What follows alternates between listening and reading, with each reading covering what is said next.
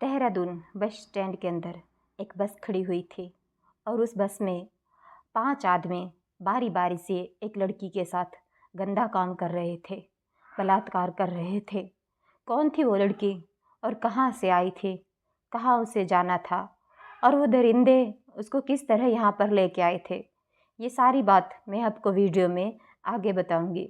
Video में आगे बढ़ने से पहले आप सभी से एक रिक्वेस्ट है, अगर आप हमारे चैनल पर नए हो तो प्लीज़ हमारे चैनल को सब्सक्राइब कर दीजिए और वीडियो को लाइक भी कीजिएगा ताकि हमारा उत्साह बढ़े और इसी तरह की सत्य घटनाओं पर आधारित कहानियाँ हम आपके समक्ष प्रस्तुत करते रहें। तो चलिए दोस्तों आगे बढ़ते हैं। आज की इस घटना में मैं आपको बताऊंगी किस तरह इंसान भेड़िए बनते जा रहे हैं। इंसान की शक्ल में एक भेड़िया जो किस तरह से अपनी हदें पार करता है और एक मासूम सी लड़की को अपने हवस का शिकार बनाता है। देहरादून के बस स्टैंड पर एक लड़की खड़ी हुई थी। लड़की बहुत ही नर्वस लग रही थी। ऐसा लग रहा था वो बहुत घबराई हुई है और उसके साथ कुछ गलत हुआ है। वो बार बार अपने कपड़ों को संभाल रही थी और खुद को संजोने की, समेटने की कोशिश कर रही थी। ये सब पास खड़ा हुआ एक व्यक्ति देख रहा था, जिसके वहाँ पर एक शॉप थी छोटी सी और वह मैगी बना रहा था।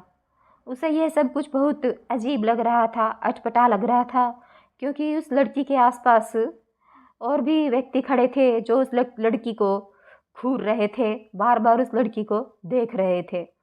ऐसा लग रहा था जैसे उनकी नज़रों में वासना की भूख छुपी हुई हो। कौन थी वह लड़की? वह व्यक्ति उस लड़की के पास जाता है और पूछता है कि तुम कौन हो और तुम्हें कहाँ जाना है। लड़की कहती है कि मैं पंजाब के पटियाला से हूँ और मुझे पटियाला जाना है।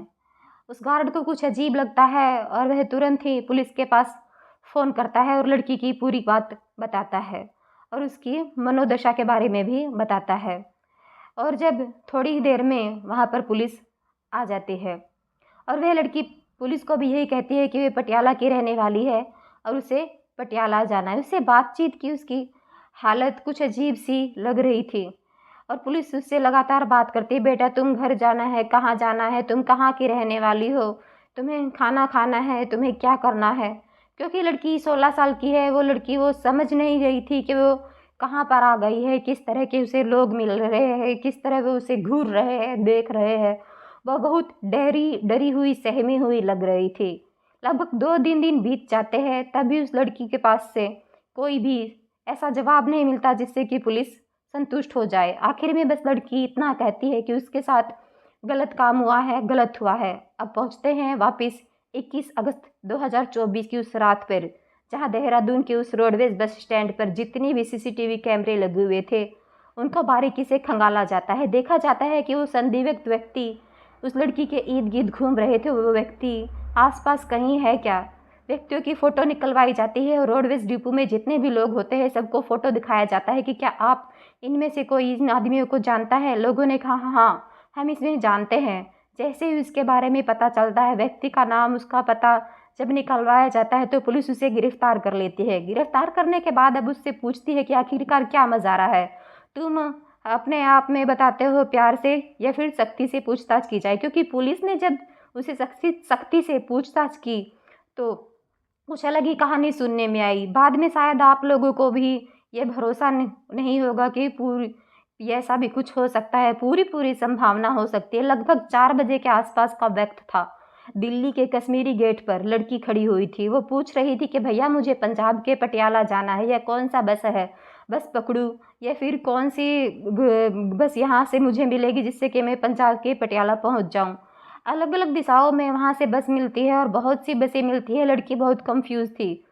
उस व्यक्ति ने कहा तुम परेशान मत हो, जो तुम्हारे सामने देहरादून ये बस खड़ी है इसमें तुम बैठ जाओ। लड़की उसी बस में बैठ जाती है और वह उससे कहता है तुम किराए वगैरह की बिल्कुल भी चिंता मत करना, तुम आराम से बैठ जाओ, तुम्हें जहाँ जाना है हम तुम्हें छोड़ देंगे। धीरे धीरे करके बस चलने लगती है। बस रात के 10:30 बजे के आसपास उत्तराखंड की राजधानी देहरादून में मेन बस अड्डे पर पहुंचती है।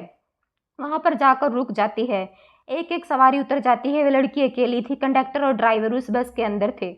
उस लड़की के पास जाते हैं, कहते हैं कि तुम्हारा स्टेशन आ चुका है बस। इतना कहने के बाद वो लड़की के साथ छेड़छाड़ करने लगते हैं, उसके प्राइवेट अंग को छूने लगते हैं और धीरे धीरे ऐसा करते करते वो उसके सारे कपड़े उतार देते हैं और कंडक्टर और ड्राइवर बारी बारी से उस लड़की के साथ रैप करते हैं और तकरीबन 2 घंटे हो जाते हैं इसी तरह।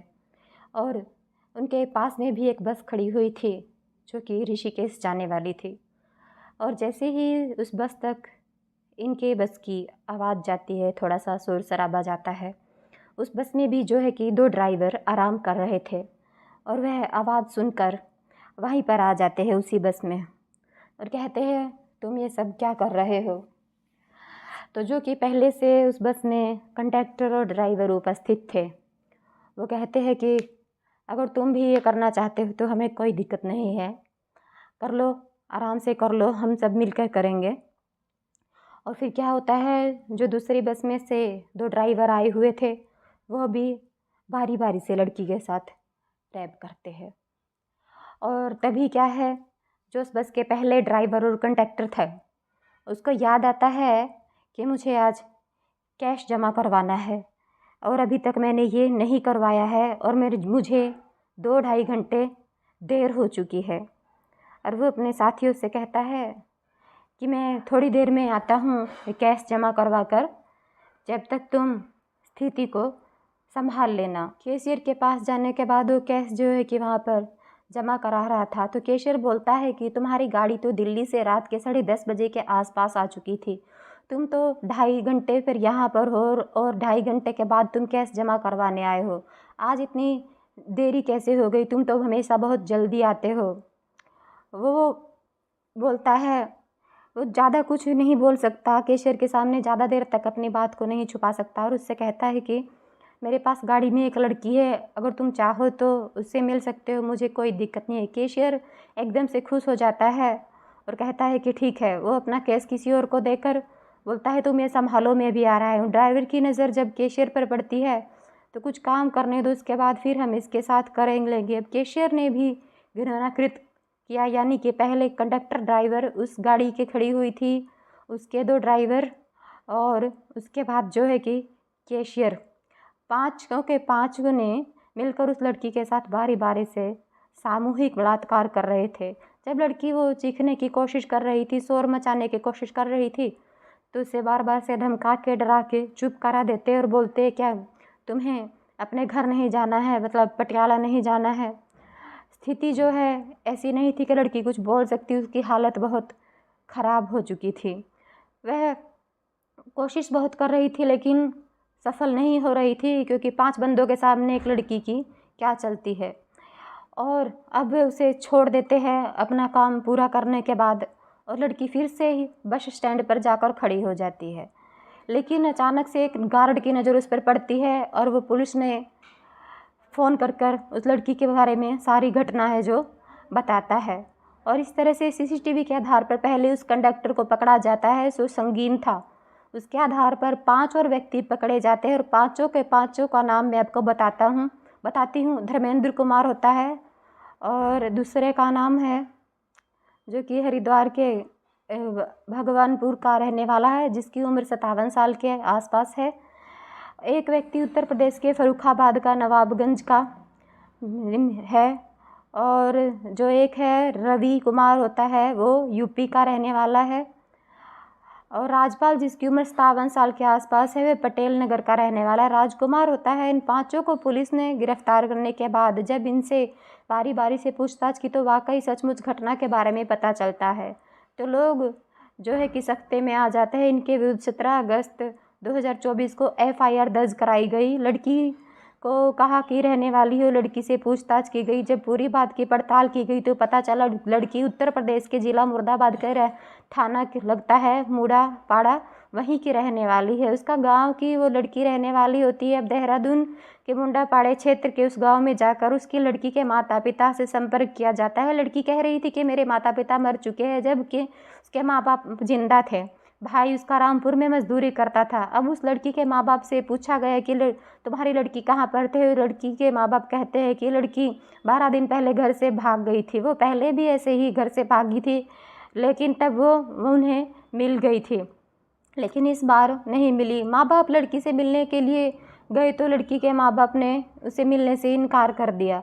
उन्होंने कहा कि हम नहीं मिलना चाहते, क्योंकि शायद किसी न किसी तरीके से वो भी उस लड़की से तंग आ चुके थे। अपनी बेटी को लेकर काफ़ी समय से बहुत ज़्यादा परेशान थे, और वे लड़की जिसके साथ 5-5 लोगों ने सामूहिक बलात्कार किया था, उसको ठीक से यह पता नहीं था कि उसके साथ गंदा घिनौना कृत्य जो है वो क्यों हो रहा है। हालांकि उस लड़की का भी इलाज चल रहा है, और साथ ही उस लड़की को जो शायद अभी जो जहाँ पर ऐसी लड़कियों को रखा जाता है वहाँ पर उसको रखा हुआ है। उसकी मनोस्थिति बहुत अच्छी नहीं है, ठीक नहीं है। इस घटना से संबंधित जो अन्य आरोपी है उनके बारे में तथ्य जुटाने की कोशिश जारी है, ताकि 5 में से कहीं और कोई तो ना हो और उनके खिलाफ स्ट्रिक्ट एक्शन लिया जा सके।